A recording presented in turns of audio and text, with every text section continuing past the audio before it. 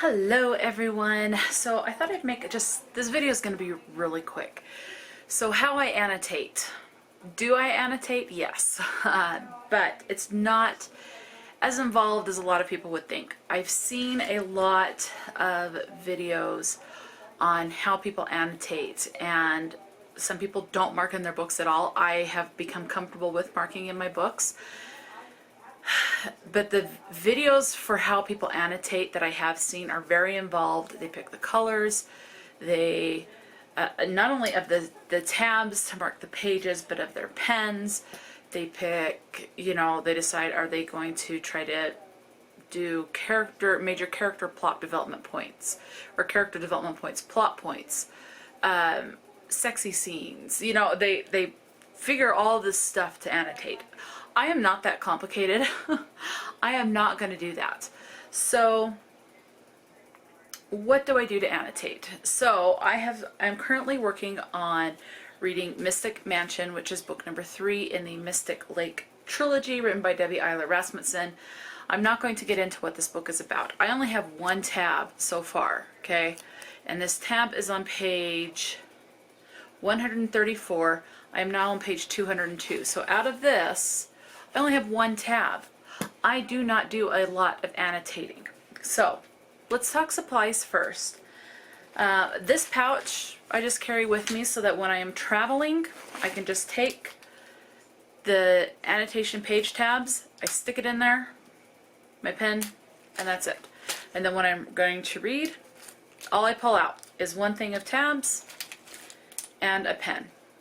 Could be, these are all black ink. I do have other colors in here, but I keep these in here for in my planner. I write when YouTube videos are going live, and I write what video it is. I keep the color of the YouTube videos separate than my work schedule, and compared to separate for stuff that's important that I need to help my mom with on a certain day, for stuff that's different for medical appointments for me. So that's more complicated than how I annotate. Okay, so got my sticky notes. The pen I am currently using, I tend to stick with one pen. The only other thing two things I have in here is a pair of tweezers. Why? Just in case. And a chapstick. Again, just in case I need it. If I'm somewhere where I go, my lips are dry, I need some chapstick, then I've got it in there. That's it. That's all I keep in there. It's mostly, for when I'm ready to add stuff to my planner and things like that. So this, I'm done with, okay? All I need, these sticky tabs and a pen. I don't care what color. Most of the pens I use have black ink, but that's just the majority of the pens that I have. I do have some with other color inks. If I happen to grab a pen that has green ink, that's the one I use. I do not care on the color. Same thing with the tabs. I don't care. Now, the one tab I have on here is blue, so depending on my mood, sometimes I'll just, I've tried it. I have tried to alternate, so I would do blue and then green and then yellow, orange, and pink on this particular one. I've quit doing that because then I forget if I'm over on the blue side or the pink side, or when these are gone, if I'm doing green or orange, what I'm alternating between. So I've quit doing that. I just pick a color. Blue is my favorite color, so that's what I use first. And for this particular one. I do have other colors I will show you because I thought I wanted to get into annotating like that. So I do have other types. I have more of these. So I have 2 more, but I only have the one that's opened for the black one that I had. I have another one that's very similar that has just a couple more shades. And I think this one I got from a book box. And then these I ordered from Amazon just because they're different colors. And I thought, oh, it'd be nice to alternate, but really, I don't care. I use one thing at a time, so when I've used this one up, I'll probably switch to this one, or I'm going to use one of these two. Just kind of I want to use that one, or I want to use that one. I really do not care. So these will last me a long time. I spent maybe $10 on this one, and there's 1, 2, 3, 4, 5, 6. I want to say actually closer to $8, but let's just say $10 after tax and all of that. So it will last me a long time. I have a ton of pens, so I have no need to go and buy a bunch of supplies. I do not use highlighters. I just don't keep any highlighters in there. So I don't worry about that. Just one pen. Where did my tabs go? I think I put them in here. Yeah. Okay. And that. And putting them in this makes it, because I've tried to put them in like, just toss them into my backpack or my work bag, and then these get bent and kind of all, you know, kind of a funky bend. So just to keep them so they're easier to deal with and not bent every funky which way, they just go in that little bag. So that's it. So one thing is sticky tabs, one pen, and a book. I don't care about a ruler. I don't care about lines being straight. And I do not care about plot points. I don't care about foreshadowing. I don't care about character development to mark those in a book. So I used to be of the opinion it was either you annotated, like went all out, picked the colors, had to find out what you're annotating, and I'll, you know, go to that in depth with what you're marking, the color coding it, the different color pens, the stickies, I used to think it was either that or nothing at all. I'm a little above the nothing at all as far as what I do. All I do is if there's a particular quote or saying that I like that has any sort of an impact, not LOL, this is funny, or oh my gosh, this is so sad. I don't even write in the margins. I used to, the one time I tried to do that, but I gave up on that because I felt like it took too long to go through the book, and I want to get through as many books as possible because I love to read. I don't want to drag it out, a particular book, because then I'm more prone to get tired of it if it takes too long to get through the book. So I don't even worry about writing in the margins. The things I would write in the margins are like the LOL, that's so sweet, me too, or, and there's only like maybe 2 or 3 books, less than 5 books that I've ever done that on, except in high school. The only other one that I did that on, the only other thing I would write in the margins is I would underline a word I did not know, and then write in the margins the definition of the word. I've given up on that. I just don't care. If I learn the word, great. If I don't, oh well. Don't care. So I've quit doing that. The one time I really did that more often than not was in high school, when I had to learn that stuff and pick those things out for book reports. I want nothing to do with that. I don't want to do book reports anymore. I just want to know if I like the book, and again, if there's a quote that I particularly like. So I have 1 tab in this book so far, and let me tell you what I have underlined. When people make decisions, they are responsible for their own actions. You can't control what others do.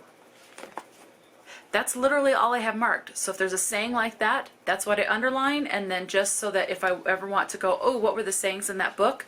I stick the tab there so it's easy to find. And if let's say there was another one on here, it would just be the 1 tab. I only need to get to the page that has those things that are underlined. And the same thing goes if I have an underline over here and over here. Don't care. I will put another tab if I turn the page and there's something over here, then yes, so that I know there's something on the page flip. I just want to know the page that has the quote that I underlined, and then I just underline the quote or saying or phrase that touches me, that I feel profound or is important, that I think I totally agree with, like this one, you're not responsible for other people's, you can't control what other people do type of a thing. More people need to know that and apply that in their lives. That's literally all I do for annotating. Just the one saying pops out, I underline it, tab the page that the quote is on. Again, it doesn't matter if it's one thing I've underlined or like one at the top, one at the bottom, or anywhere, and same thing on the other page. It's just to go to the area in the book that has the one thing. So I may read this whole book and that's the only thing that I tab. I've read other books where I tab like 5 things at the beginning, but then nothing the rest of the book. It just doesn't matter. The only one I do more tabbing on, that I tab more than this, and this is a fiction, it's the same thing with nonfiction. Nonfiction tends to have a little bit more done because I'll underline stuff that it's oh my gosh, that is so interesting. I want to remember that, like facts about cats and how to take care of your cats and how to read your cat as far as their language and if they're stressed or they're sick. So I might underline more in something like that where it's, this was fascinating, I learned this, and this is important to know for my future pets. Things like that. But other than that, it's just a quote that I particularly like, that stands out. you know, that is profound in whatever way, something that I need to hear or that I think a lot of people need to hear, or just, I don't know, just something. That's it. It does not need to be as complicated as a lot of people do. If you like doing it, going all in like that with all the different colors and the tabs and everything, go for it. If that's what makes you happy, do it. But if you want to annotate, start out with just underlying stuff. If you don't want to go that far, just underline something that pops out to you, like that saying, and stick a tab so you can find it in the future. That's it. You don't need to annotate to be considered an avid reader. You do not need to annotate to be respected as a major reader and reviewer. I can see, you know, even if I was in a book club and had to host a discussion, I keep, like right now, I keep a notepad with me so that if there's like something that's potentially triggering to some people, like rape or child death or mutilation of an animal or something, then I'll write it in a separate notebook. And then I may go back after I have that notebook and I may write it at the front. I may not, more than likely not. I think I did that in like 2 books and thought, what's the point? You know, I'll put it in a review like on Instagram or Goodreads, what the triggers are, if certain words pop up, how many times they pop up. But I just do that in a separate notebook. I just do a little tally mark and that's it. This one I am not, because I did not do search for the triggers, and the swear words like damn pops up in here, and I think hell popped up once. I think damn was like twice so far. But because I did not do that for the first 2 books, I'm not doing it for this one. So I will not do a complete book review for this one, because I feel like I will have had to have done it for the first 2 to be able to really review this one. So I'm just enjoying it for what it is. I just don't like to make things more complicated. It messes with my head, it stresses me out, and I don't think reading should be stressful. I think the only time reading should be any sort of a stress level, preferably not overly stressful. The only time I think reading should have any stress associated with it is when you have to read it for school or work. Literally, it's a handbook and procedures for your job.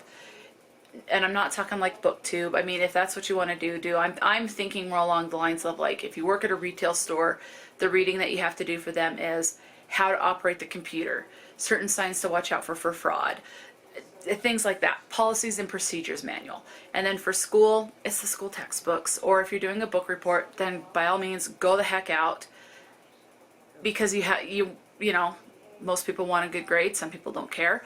But those are the only times I can understand reading being more stressful. Other than that, just enjoy the reading. And again, if there's something that sticks out to me that I think is very good, then I'll underline that, stick the tab in, and move on. And just enjoy the rest of the book. And that's literally it. It does not need to be as complicated and as involved and in-depth as a lot of people do. So I just don't care. I don't worry about that. And that's it. So a lot of, when I see the videos of how this, that's why I've put this video, I'm doing this video, because the only videos that I've seen are the ones that are so more in depth with picking the tabs, picking the colors, making it aesthetically pleasing. Yes, it's very pretty, but no. There are people that draw on their books. Great. If that's what you like to do, go for it. I really don't care. It does not need to be no annotations or an all-out as complicated as it can be. You find what works for you. If you want to do any sort of annotating, you do what works for you. If the only thing that you want to do is just to write in the margin that says LOL, the scene was funny, or just like an LOL or a little smiley face, that's annotation enough. If that's all you want to do, that's it. Don't feel guilty for not going to the extreme, or to as in-depth is the better word. Don't feel bad for not going as in-depth as a lot of other people do. So it doesn't need to be like that. Again, if you like that and that's what you want to do, great, go for it.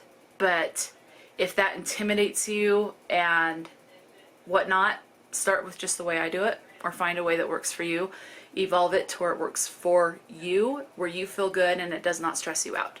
Don't make reading stressful. Just enjoy it. Enjoy the book. You know, I don't want something like that to be so overwhelming that it turns you away from reading, because then look at all the stuff you're missing out on. All the great books and the writings and stuff. So I just wanted to put that out there.